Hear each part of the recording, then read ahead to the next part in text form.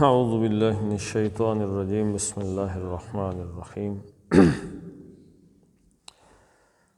قل فللہ الحجۃ البالغہ فلو شاء لہداکم اجمعین صدق اللہ العظیم۔ رب اشرح لی صدری ویسر لی امری واحلل عقدۃ من لسانی یفقہوا قولی۔ اللہم صلی علی محمد وعلی آل محمد کما صلیت علی ابراہیم وعلی آل ابراہیم انک حمید مجید۔ اللہم بارک علی محمد وعلی آل محمد کما بارکت علی ابراہیم وعلی آل ابراہیم انک حمید مجید۔ قل فللہ الحجۃ البالغہ۔ قل آپ فرما دیں اے نبی صلی اللہ علیہ وسلم،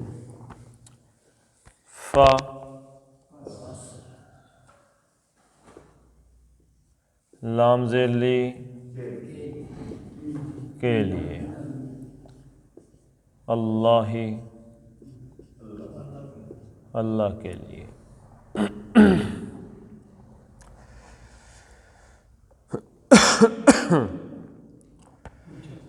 ایک کبھی کبھی کے لیے کا ترجمہ اور کیا ہوتا ہے جی؟ للہ کا مطلب کیا ہے؟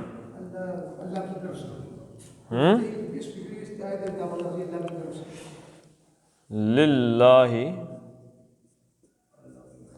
ما فی السماوات والارض۔ اس میں یہ للہ کا مطلب کیا ہے؟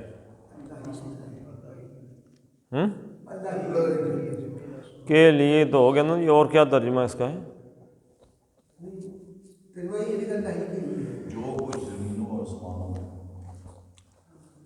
اللہ کا ہی ہے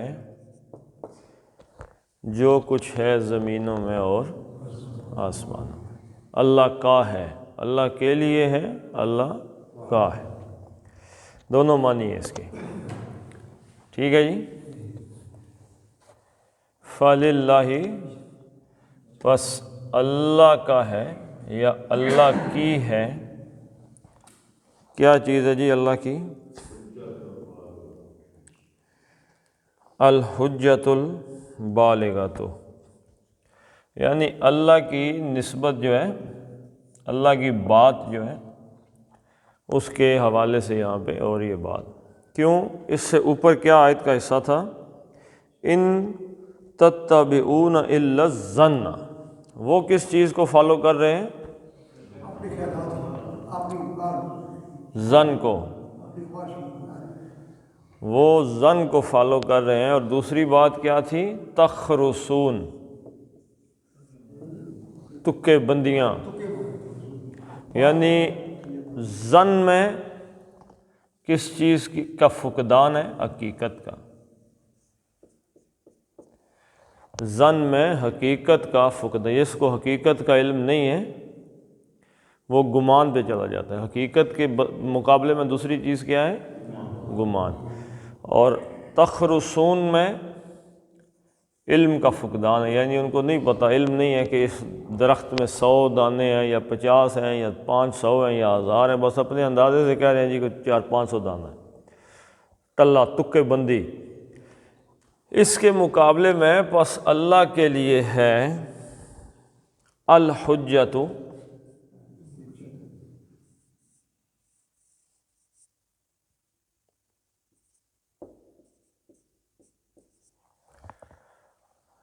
حجۃ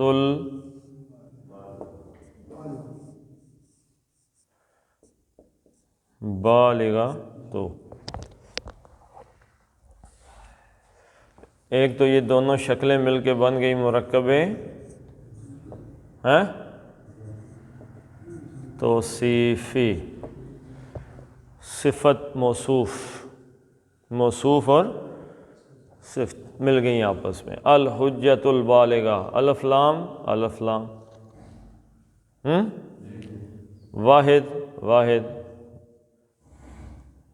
گولتا گولتا، پیش پیش، چاروں شکلیں اس کی مل گئیں. یعنی کہ وسط میں معرفہ ہے الف لام کی وجہ سے، یہ بھی الف لام کی وجہ سے. گولتا ہوتی واحد میں، واحد مؤنث میں گولتا ہوتی ہے، تو واحد بھی ہو گیا عدد میں، یہ بھی واحد ہو گیا، یہ بھی مؤنث ہو گیا، یہ بھی مؤنث ہو گیا، یہ بھی حالت رفع میں، یہ بھی حالت رفع میں. یہی چاریں چیزیں دیکھنی ہوتی ہیں کسی بھی چیز کی مرکب بنانے کے لیے. یہ مرکب توصیفی ہو گیا. الحجت، حجت کو کیا کہتے ہیں جی؟ دلیل کہتے ہیں. اور کس چیز کو کہتے ہیں ویسے؟ بحث کے دوران جو آدمی جو گفتگو کرتا، کیا کہتے ہیں اس کو، جو چیزیں بطور دلیل پیش کرتا ہے بحث کے دوران، اچھی بری دونوں ہو سکتی ہیں. اللہ کی جو دلیل ہے البالغہ، بالغہ کس کو کہتے ہیں؟ پوری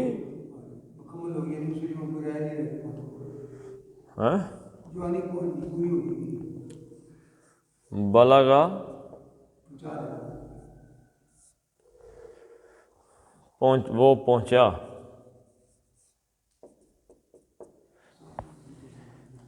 اور اس سے بنا اسم الفاعل بالغن. بالغ کسے کہتے ہیں جی؟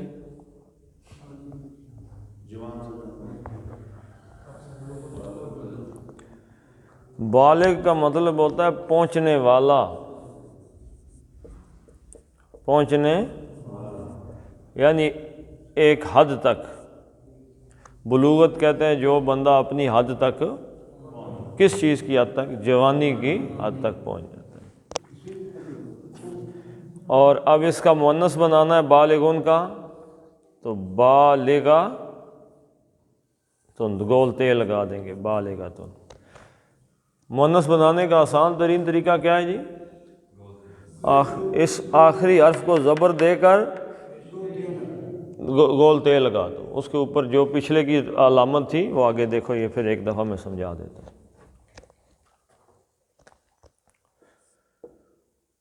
بالغن، اب اس کو بنانا ہے مؤنث. بالغن پہنچنے والا، اب ہم کہتے ہیں پہنچنے والی. تو یہ جو آخری علامتیں گول دو زبر کی، اس کو آگے ٹرانسفر کر کے اس پہ لگاتے ہیں زبر، اور اس کے نیچے لگا دیتے ہیں گول تے، بالغہ تن. اب مسلمن سے مسلمن، اب مسلمن کی دو زبریں پیش ہٹا کے تنوین، اس پہ زبر دے کے آگے گول تے لگائی، اس پہ اس کو کنورٹ کر دیا. اچھا ایسے ہی اگر ہو مسلمن، اگر مسلمن ہو، اب اس کو مؤنث بنانا ہے تو اب ایک اس پہ زبر تو لگا ہی رکھیں گے نا، پھر آگے گول تے لگا کے اس کے اوپر کیا لگانی ہے؟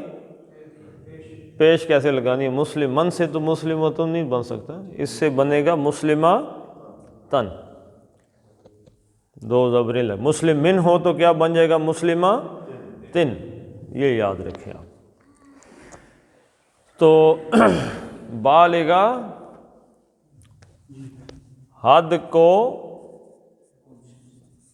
پہنچی ہوئی، حجت البالغہ یعنی اللہ کی جو دلیل ہے، اللہ کی طرف سے جو بات ہے وہ اپنی حد کو پہنچی ہوئی ہے.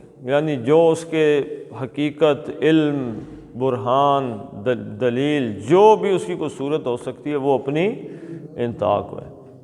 یعنی اللہ تعالیٰ کی دلیل میں اور ان کی دلیل میں فرق بیان کیا جا رہا ہے. ان کی دلیل کیا تھی؟ تکے، گمان، ظن. اور اللہ کی دلیل اپنی حقیقت اور دلیل اور برہان کی وجہ سے اپنی حد کو پہنچی ہوئی. فَلِلَّهِ حُجَّةُ الْبَالِغَةُ، اللہ تعالیٰ کی جو دلیل ہے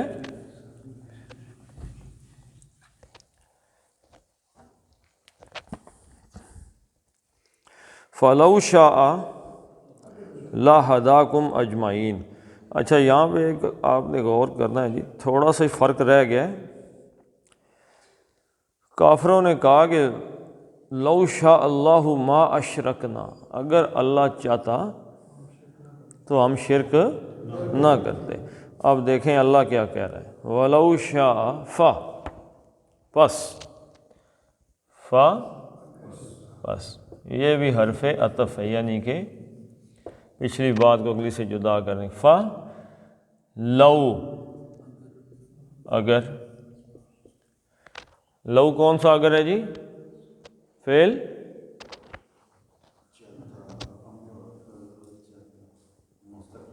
پیچھے مستقبل ہونا، ماضی، فعل ماضی۔ لو شاء، فلو شاء پس اگر وہ چاہتا، وہ کون جی؟ اللہ۔ فلو شاء اگر اللہ چاہتا، اگر اللہ چاہتا، لام زبر لا، لام لازم، لام مزحلقہ، ترجمہ ہوگا لازماً، یقیناً، ہدا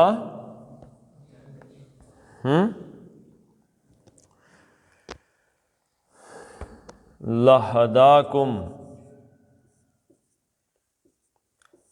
اگر اللہ چاہتا، ہدا یہدی، ہدا کا مطلب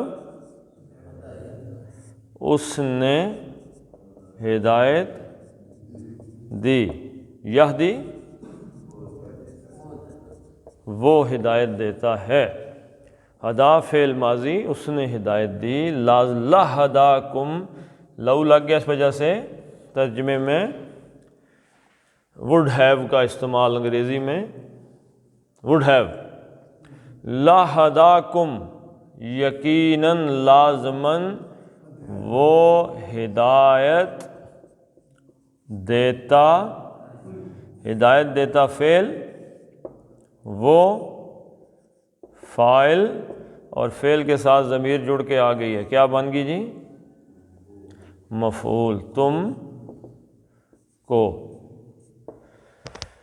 فلو شاء اور اگر اللہ چاہتا، لہداکم تو یقیناً تمہیں سیدھے راستے پہ چڑھا دیتا، اجمعین،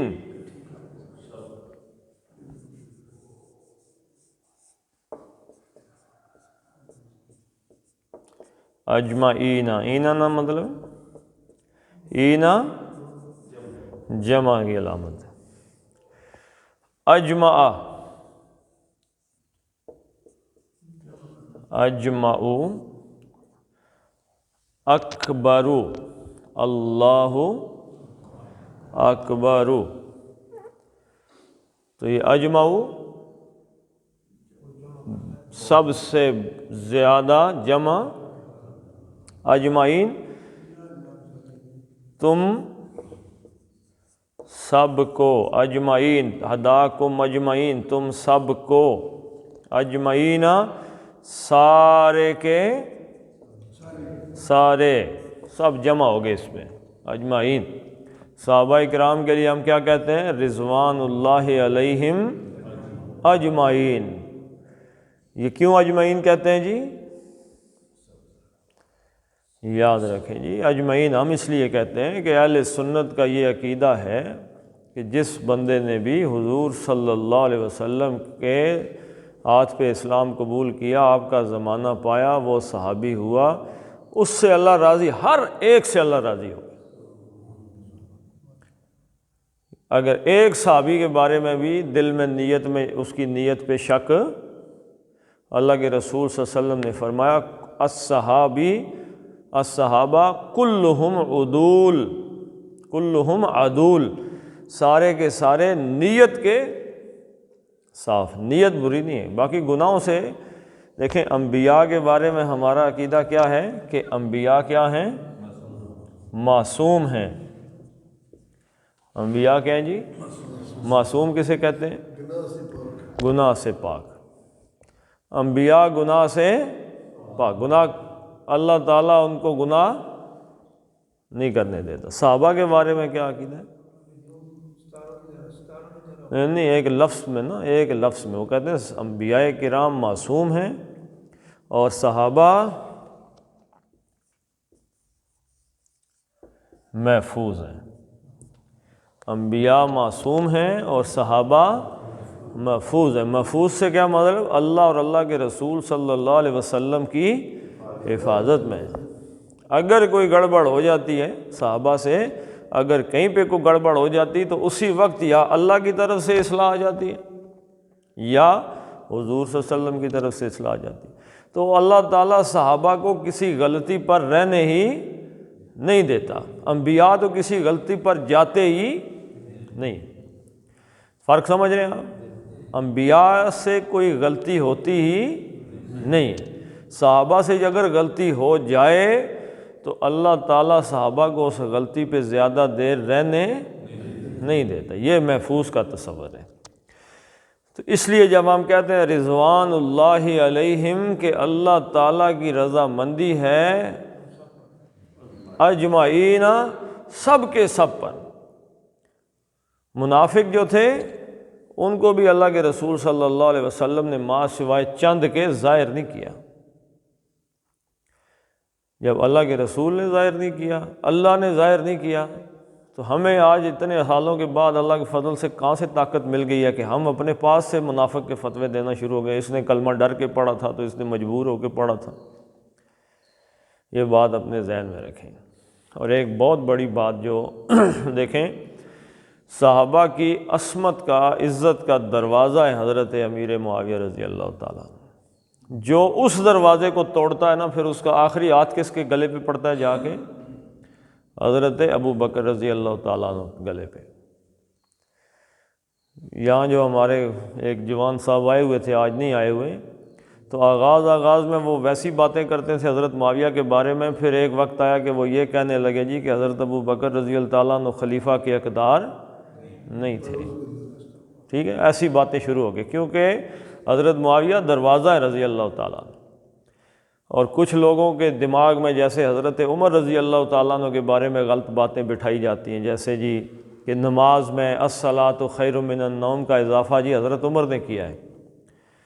تو سنی، کیونکہ اللہ کے فضل سے ہم اہل سنت جو ہیں یہ سن کے چلتے ہیں، پڑھنے والی تو ہمارے اندر بات نہیں ہے۔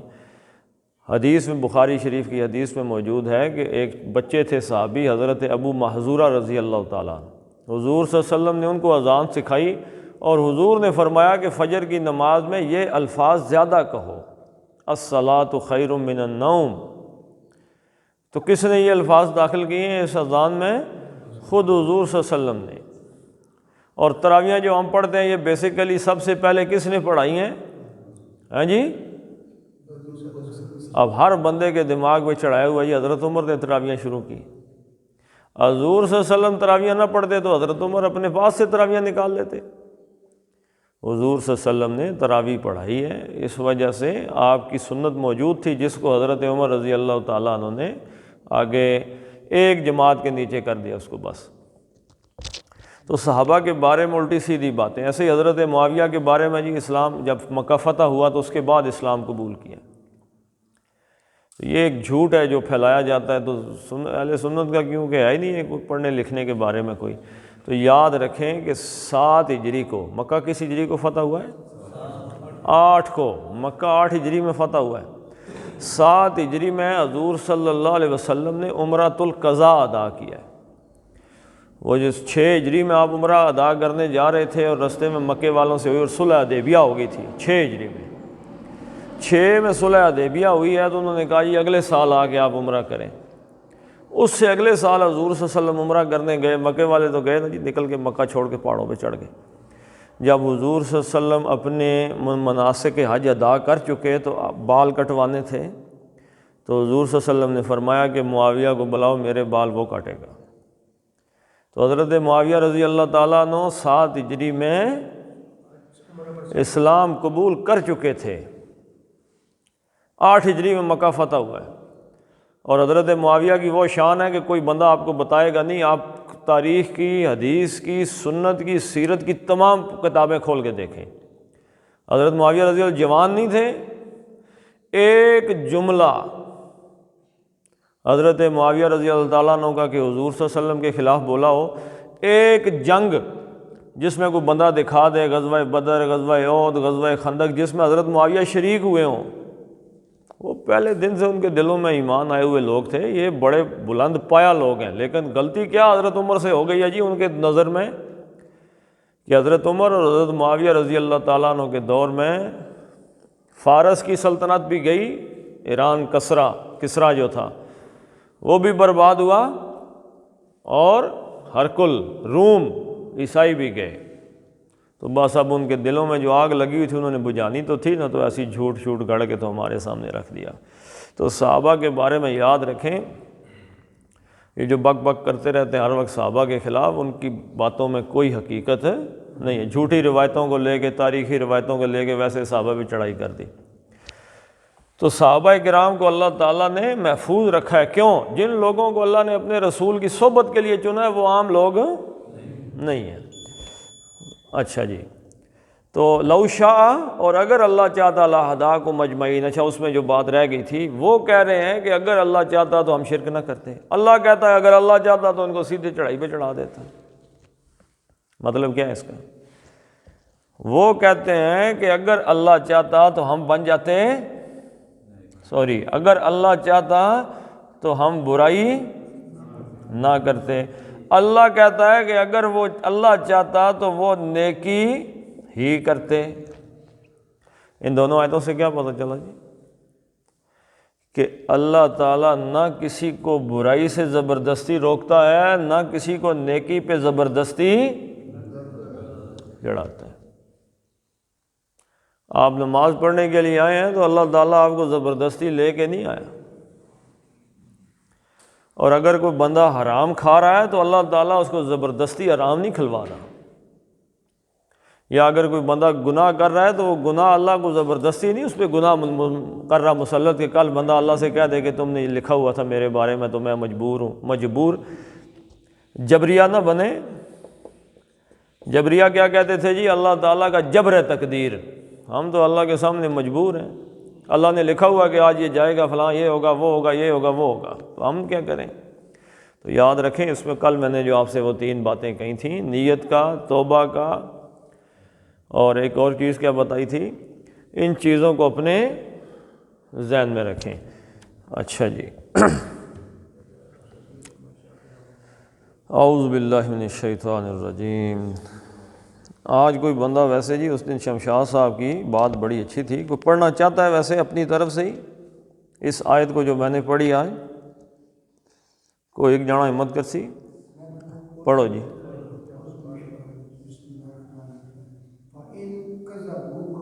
کون سی آیت شروع کر دی ہے ڈاکٹر صاحب؟ دھیان ہی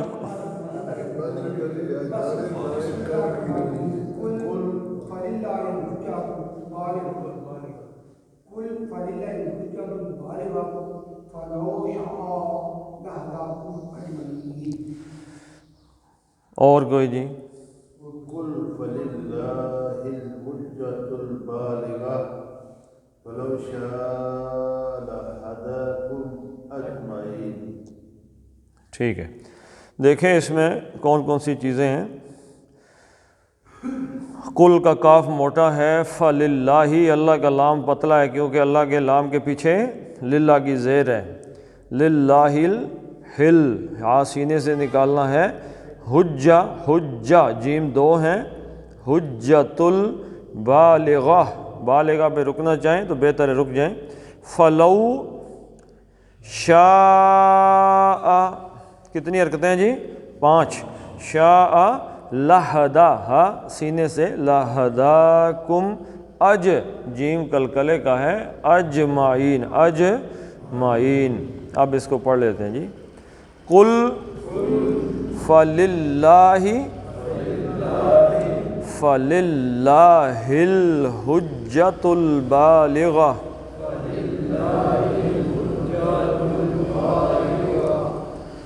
حجہ کے جیم کو لمبا نہیں کرنا، فللہ الحجۃ البالغہ،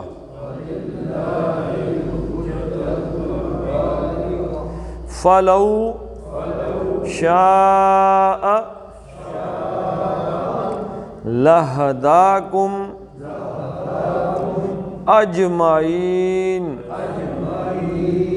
صدق اللہ العظیم۔ اللہم صلی علی محمد وعلی آل محمد کما صلیت علی ابراہیم وعلی آل ابراہیم انک حمید مجید۔ اللہم بارک علی محمد وعلی آل محمد کما بارکت علی ابراہیم وعلی آل ابراہیم انک حمید مجید۔ اللہم اغفر لهم وارحمهم وحاسبهم حسابا یسیرا وادخلهم الجنہ واعذهم من عذاب القبر ومن عذاب النار۔ اللہم عذب البأس رب الناس واشف انت الشافی لا شفاء الا شفاؤک شفاء لا یغادر سقما۔ ربنا هب لنا من ازواجنا وذریاتنا قرۃ اعین واجعلنا للمتقین اماما۔ ربنا فاغفر لنا ذنوبنا وكفر عنا سيئاتنا وتوفنا مع الأبرار۔ ربنا سترنا ولا تخزنا ولا تعذبنا وعززنا في الدنيا والآخرة۔ فصلى الله تعالى على خير خلقه محمد وعلى آله وصحبه أجمعين برحمتك يا أرحم الراحمين۔